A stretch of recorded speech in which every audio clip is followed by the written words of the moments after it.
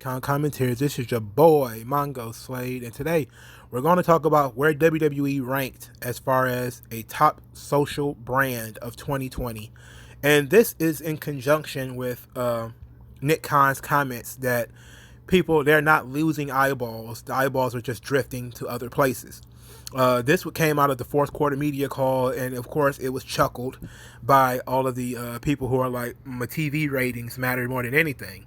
But here we have some evidence that what he's saying is absolutely true. And of course, it's going to be ignored largely. But this information, I'm going to read it from Heal by Nature, which is a pretty decent website. And they get their information from Shareably, which is a social media company. I'm going to read what Shareably does just so people can have an idea. So Shareably is the leader in audience-based social media measurement for media publishers, agencies, and brands that want to plan and measure the impact and effectiveness of their cross-platform social media campaigns. Launched in 2013, Shareably provides easy-to-use, indispensable products that power audience insights, media monetization, and evidence-based creative best practices. Measuring over 1 million brands and 15 million creators in 65-plus countries globally, Shareably is the destination for enterprises who wish to leverage the intelligence of their entire universe of social media to drive critical business decisions. All right, so they basically ranked, the impressions that you get on social media: Facebook, Twitter, and Instagram. Let's get right into it. See the top social brands of 2020. This is 100 names of different brands of top 100.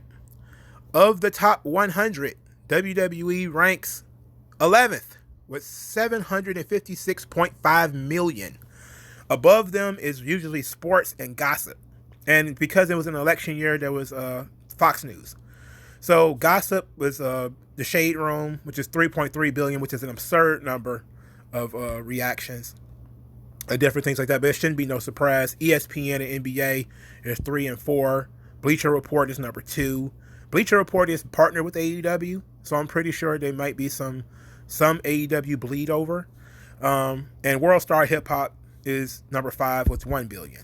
So WWE barely beat out Barstool Sports, and if it wasn't an election year, they probably could have passed up Fox News. So this is where young people are going. Young people are going to social media. So when you look at the 18 to 34 demographics, this is where they really hang out. They hang out on specifically Twitter and Instagram. I think a lot of old people are kind of taking over Facebook. So it says top Facebook brands ranked by total platform actions in 2020, which is reactions, comments, and shares. Post-level reactions, comments, and shares. Of 25, the top 25, WWE became at number 17 at 98.2 million. It's again, a lot of this, the top 10 was news and arts and crafts stuff. So number 1 was Fox News with 491.4 million. Again, it was an election year. The Dodo, I don't know what that is, 447.6 million. CNN, 211.1 million. ABC News was up there too, 124.9 million. That was number 8. ESPN was number 9. NPR was number 10. So WWE came in at number 17, and Facebook 98.2. Twitter brands, this is where a lot of young people hang out. Of top 25 Twitter brands, WWE landed smack dab in the middle at 13 with 32.2 million. Bleacher Report is number 1 at 211.9 million. Sumpy, I have no idea what that is 102 million. ESPN, not 100, but 84 million. Billboard is 70 million. Barstool Sports, 67.0 million. So you can see that a lot of young people are kind of, if you looked at this, I'm probably going to put this on the screen. I know I suck at integrating these kind of things into my videos so that you guys can actually see the information. I'm going to try my best to do this and not fuck it up so that you guys can see that this is what's going on here. So, top 10 sports media companies. WWE ranked 3rd behind the NFL and NBA with 765.5 million actions. This includes reactions, comments, shares, retweets, and likes on owned content published by brands on Facebook, Twitter, and Instagram. So WWE ends up 3rd after the NBA, which was number one. NBA was number one. NFL was number two. They finished above UFC, Major League Baseball, the Los Angeles Lakers franchise, the NHL, and golf. So, not too bad. So, top 10 fastest growing media brands. WWE's partnership with Fox ranked fourth behind Bleacher Report, Gridiron, and Prime Video with 344% growth in actions. This includes reactions, comments, shares, retweets, and likes on owned content published by brands on Facebook, Twitter, and Instagram. So Amazon Prime Video is number one with 818% growth. Bleacher Report Gridiron, 717% growth. Disney Plus, 355% growth. And WWE on Fox, 344% growth. Not bad. Not bad at all. And so I think that Nick Khan's comments were justified. I think they kind of justified his comments. So I know a lot of people are going to kind of ignore this, but that's what young people are doing. They're looking at Twitter and Instagram and stuff like that.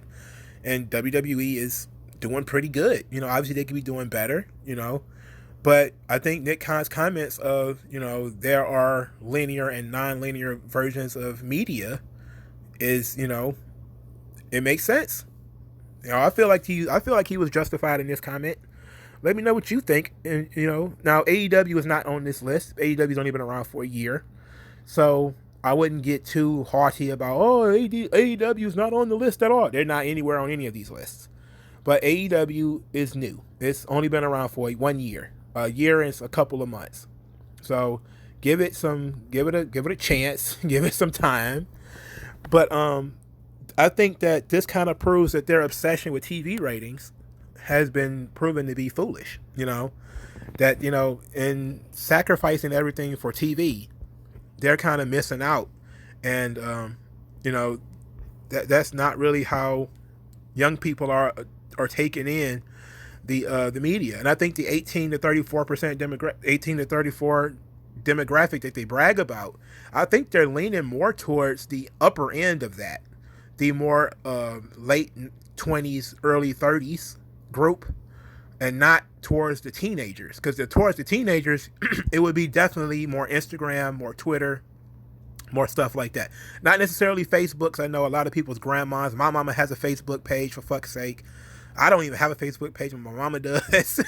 All my mama's church friends are on Facebook. So Facebook has been taken over by older people. So rightfully so, I think, because they lose contact with friends and stuff like that. And then with the pandemic, it's a good way for them to stay in touch. But rightfully, the younger people are going to the newer and newer social media platforms. They're not really Facebook, yes, but not as much. They're going towards more Instagram, more Twitter. And WWE is doing pretty well in those. They're usually right smack in the middle. So they're doing better than most, but not as good as other media companies, because there's companies that like Tasty that make content specifically for Twitter and stuff like that. And also, it was an election year, 2020. I think I said that before. Probably said it 6 times already. But that's very important when it comes to people consuming so much news. It's because it's an election year. It was an election year, so people was watching a lot of snippets and sound bites. Because they're not sitting down watching the news either. Like older people were, and some of the older end of the 18 to 24 demographic is probably watching in Tucker Carlson and all that type of stuff. Which is the absolute truth. That's just a fact. They were, but I can't imagine a lot of 18 or 19-year-olds cared that much about Joe Biden and Donald Trump. I just don't imagine it, because when I was 19, I didn't give a fuck who the president was, and I'm pretty sure there's a lot of 19-year-olds who don't give a shit. So like tomorrow is just another day. But if you are in the above 20, 25, college level area, you probably do care a lot about politics, and that would be the upper end of the 18 to 34 demographic. But I think I'm going too far. Overall, I think Nick Khan was proven correct here. I think Nick Khan was proven right. But let me know what you guys think in the comment section below. Like this video, share this video, subscribe to this channel. Use the hashtag 3Con commentaries everywhere that you go, so that I can feel represented everywhere. When I love seeing three count commentaries and hashtag dropped in the weirdest places because it gets people's attention. That's what I wanted. That's what I wanted. Treat it like graffiti, dog. Just drop it somewhere. Boop. You know, get people to come to the channel and try it out. You guys have been doing amazing for that. We've been doing some really good growth here. Thank you guys. Thanks everybody for, you know, liking and sharing and retweeting and paying attention to what I'm doing. And if you wanna help out, you wanna buy me lunch or whatever, because you think I'm a nice guy, you know, and you want to say shawarma on you, cheeseburger on you, drop it in the comment section below. It will be the Cash App. You can send me money there, and all will be appreciated. Thank you guys again, and I shall talk to you guys later. Have a good day.